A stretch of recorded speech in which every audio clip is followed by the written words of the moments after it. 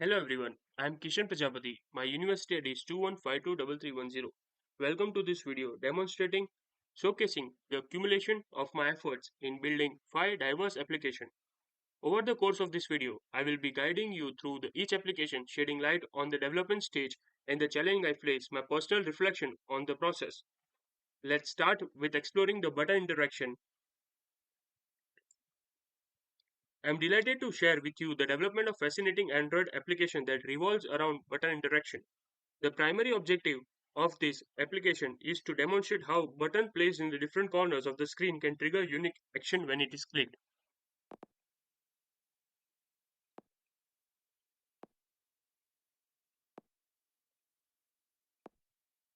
So now let's move into the main activity where was built.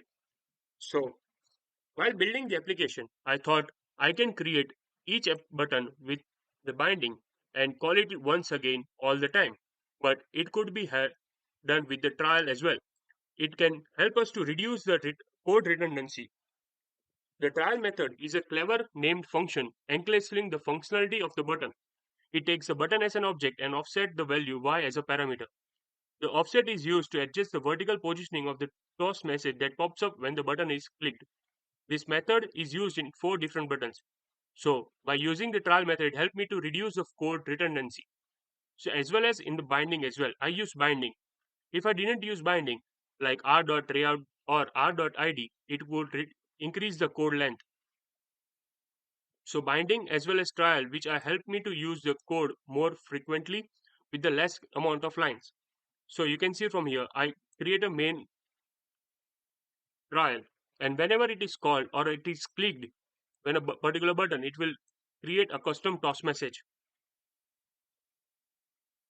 Moving on to the next application that unveils the magic of capitulating Android application that showcase the seamless interaction between radio buttons and spinner.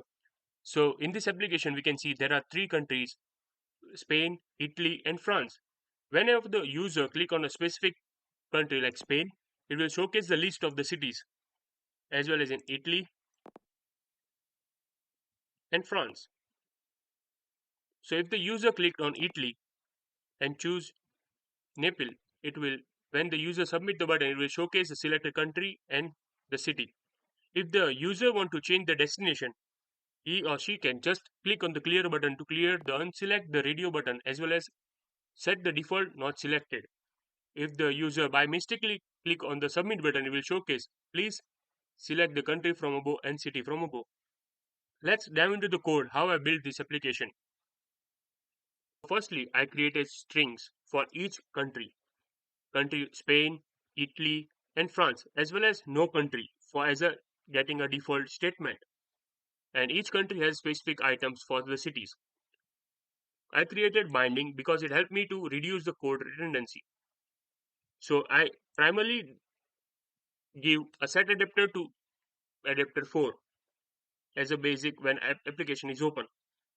Whenever a particular radio button is clicked, I set it on change listening. So if the user clicked on the Spain, it will get the adapter 1, which will help me to use the array adapter when I call the strings from it. Or else, as the adapter set is adapter 4, which is no country selected. And when the user selected submit button, if the selected country is not selected, it will tell the user to get a country select and a city. And if else the country selected, it will showcase and change the text messages and update the current status. As well as in the clear button, it will clear the texts as well as radio button clear check and set adapter as a basic 4. Next up is catalog application. It seems to be a simple application that display image of different dog breeds and allow the user to click on each image to get more information about the selected breed. Let's dive into the application first. So when application is open, it will showcase different dog breeds and the name application help the user to scroll horizontally.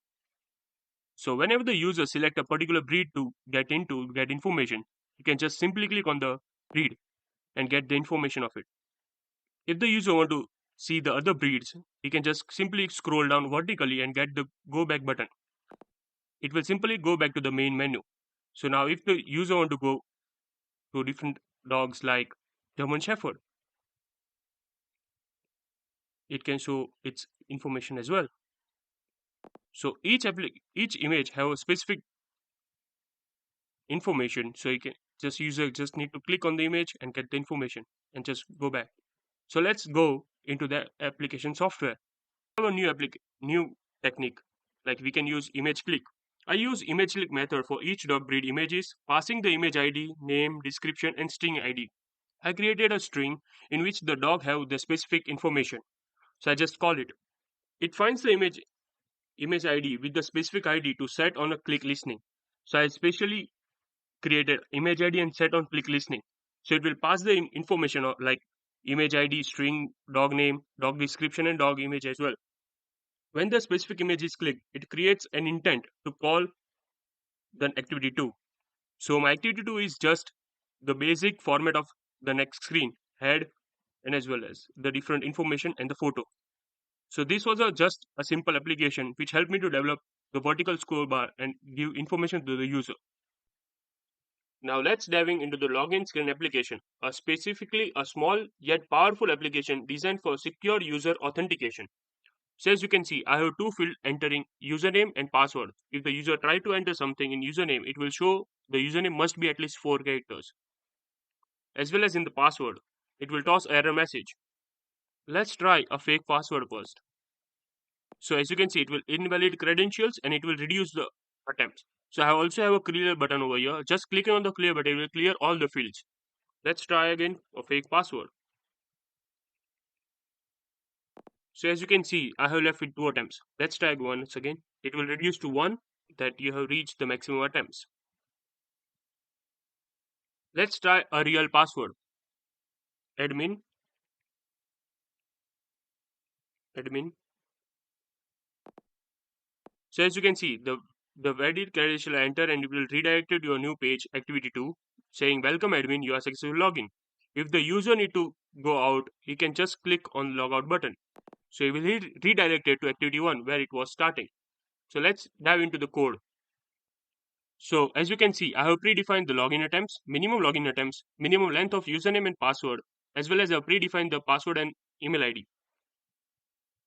So I have used text watcher in username and password attached to the username field and password field to dynamically check the length of the entered username and password. The app allows a user to pre-login attempts. If the username is less than 4 characters, it will pop an error message in both password and email ID. I have set a set on click listing on the sign in button to check the entered credentials. If they are valid, it will toss a message user is redirecting and it will open the activity 2, or else it will reduce the login attempts as well as it will close when it's reached to the maximum attempt, with allowing the maximum login has been reached as a toss message. I also use a clear button to clear all the fields of username and password and set to the null. We are on the last application which encapsulates the essence of basic calculator. It provides a simple yet effective interface for performing arithmetic chain of reaction. Let's try some arithmetic chain of reactions. Let's try 10.5.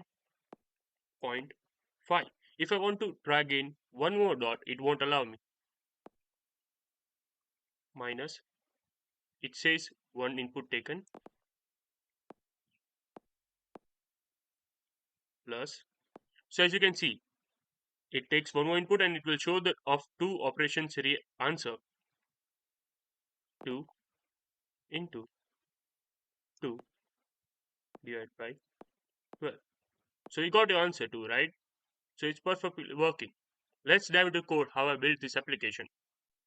The code starts by a string builder name ongoing inputs to keep a track on the number entered by the user. The list of strings name value is used to store inputs and operation in order to they are entering. So I have created different methods to understand and to make it easy to change in future. I have created number method for inputs from 0 to 9, different method for dot method to for decimal points, and applying condition for user can only enter a single dot, a decimal number in a number. The operation method. Operation method evokes the arithmetic sign and add ongoing inputs to the value list and update the sign inputs. The clear method is used as a text view clearing field and start a new calculation. Result method to calculate the entire entered expression by the user as well as the evaluate for the arithmetic calculation. I also created a error for division. If a user enter any input as a division on the second input, it will throw a division error message, operation error. As I reflect on this journey, I have encountered and overcome various challenges, learned valuable lessons, perhaps most importantly, identifying areas for improvement. Bugs and errors were inevitable, but using YouTube as a platform, as learning tool, and GPT as guiding tool, I overcome all my errors. Additionally, I have given more information in my report, which will include UI and references. Thank you.